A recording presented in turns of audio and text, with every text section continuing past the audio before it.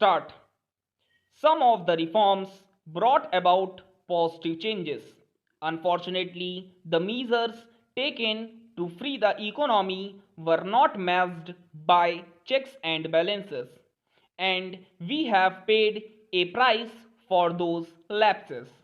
Also, the liberalization process suffered from inadequate attention to the eradication of unemployment and too many critical issues in the social sector such as healthcare, education, and housing. Importantly, it failed to give a momentum to infrastructure development, which is now choking growth. In our view, the reasons lie in the failure of the government to effectively address the core concerns of the Indian industry. They lie in the failure of the Indian industry to appreciate the core concerns of the government. They also lie in the failure of both the government and the industry to convince the common man that he too has a stake, a vital stake in the reforms process. That is why during the election campaign, I repeatedly stressed that India urgently needs to reform the reforms process. To explain what we mean by this, let me first enumerate what I think are the three main complaints of the industry against the government, the three main complaints of the government against the industry, and also the three main complaints of the common man against both the government and the industry.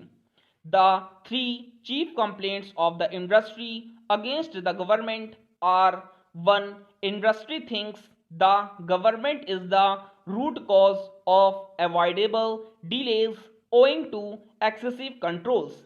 Even after 7 years of reforms, a typical industrialist is forced to spend considerable time in management of the government than in management of his own business.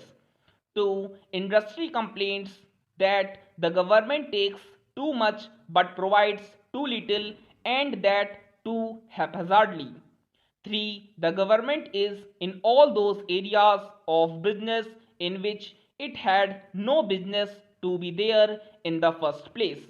Now let us look at the three chief complaints of the government against the industry.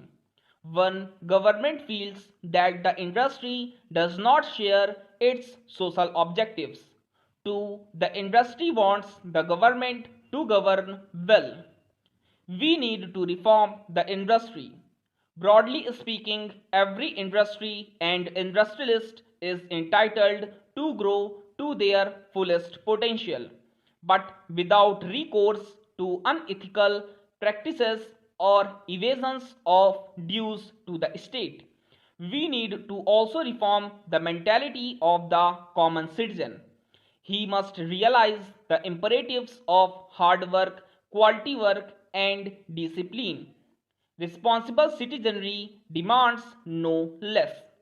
And barring those who belong to the weaker sections of the society and hence deserve all the support of affirmative action that we can render unto them, the others should begin to respect the laws which fashion and govern a sound economy, which means they must pay for what they use.